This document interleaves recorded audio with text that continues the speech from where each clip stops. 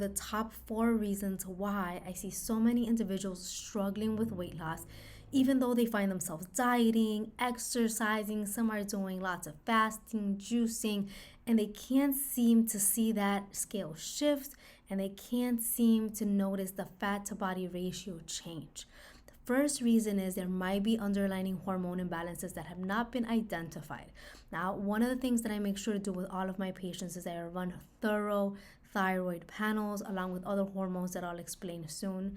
A full thyroid panel means I'm looking at all the thyroid hormones, so the breakdown of the thyroid hormones, which includes a TSH and a T4, which are usually ran by your conventional doctor, and many times you find that these are normal. Doesn't give us the complete picture though, because that T4 is produced by your thyroid gland, but it is not the active form of the thyroid hormone. Then that T4 has to go to circulation, be converted mainly in the liver into T3, which is the active form of the thyroid hormone. So if you don't have good conversion between that T4 and that T3, and you've never tested T3, then we have no idea how well that thyroid hormone or the impact of that thyroid hormone is having in your body. Now remember, thyroid hormone is one of the most important hormones in the body. It impacts every single cell. So it enhances the function of these cells, metabolism, how they produce energy, how they replicate, how they create sex hormones, enzymes, etc. So it's a very important hormone to have optimal levels of. The next hormone is insulin. Now, insulin resistance is a very hot topic right now, and it's usually due to high consumptions of sugar throughout a long extended period of time, high levels of insulin that's been released, and also the resistance that comes from the organs and the muscles that are supposed to take that sugar and no longer are accepting it. So when you have insulin resistance, you tend to store lots of that sugar in your fat cells, making it easier for you to gain weight whenever you consume carbohydrates or any type of sugar. That's the second one. And then the third one that's very important when it comes to weight loss and weight gain is cortisol. And cortisol is your stress hormone. Now, cortisol has an impact in blood sugar levels as well. And it is also very important in the conversion of that thyroid hormone. So many times we're thinking it's just a thyroid hormone, there's an issue with conversion. But if you have high levels of cortisol, that cortisol is not going to allow that T4 to convert itself into T3, which is the active form of thyroid hormone, which means that stress can be playing a big role in you losing weight. The second thing that I see in a lot of my weight loss patients that they're having trouble losing weight is sleep. A lot of these patients are not sleeping well.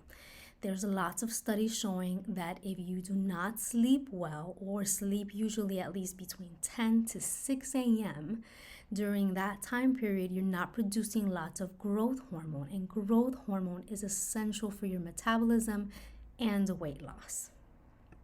The third reason is that many times this quote unquote healthy diets that individuals are on might not be the healthiest for them. So many times they're consuming products that are promoted as health products like protein powders, protein bars, prepared meals, or consuming, quote unquote healthy foods in fast food restaurants or restaurants per se, but these foods might contain substances that are not healthy for them, such as seed oils. Now, seed oils are like canola oil, corn oil, cottonseed oil, safflower oil. Many of us grew up with some of these oils. Now, these oils are unsaturated oils. They're very inflammatory to the body. There's scientific research showing that they contribute to insulin resistance, therefore contributing to weight gain and also difficulty with weight loss. They can contribute to diabetes or the development of diabetes and even cancers. So these are certain things that we want to be able to identify. The fourth reason is that many times just foods in general, there might be categories of foods that are not the best for you. Now, with a lot of my patients, I like to have them measure their blood sugar when they're eating certain food groups. And that means that they're going to measure their blood sugar before, they're going to measure their blood sugar right after, and they usually measure their blood sugar 2 hours after, because I want to see how high of a spike they get of sugar. Now, remember, if you get a really high spike of sugar and you're usually there, then you're more likely to also have to release lots of insulin to balance that out. And, you know, over time, that can lead to insulin resistance, which is why we want to make sure that you're not having those really high spikes all the time.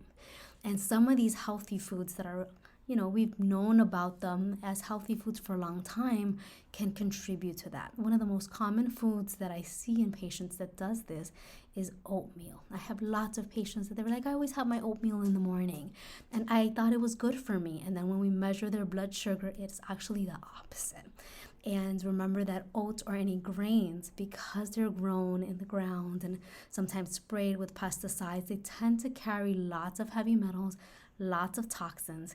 And when you're consuming foods that are high in heavy metals and toxins, your body has a protective mechanism, which means that it stores it in your fat.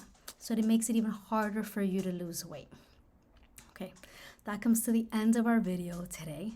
I hope this information was helpful for you.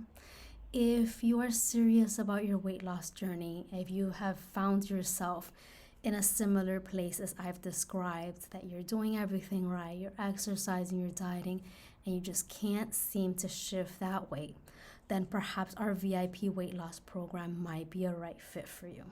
If you're interested in the program, leave a message below and we'll get back to you. Thank you. Have a lovely day.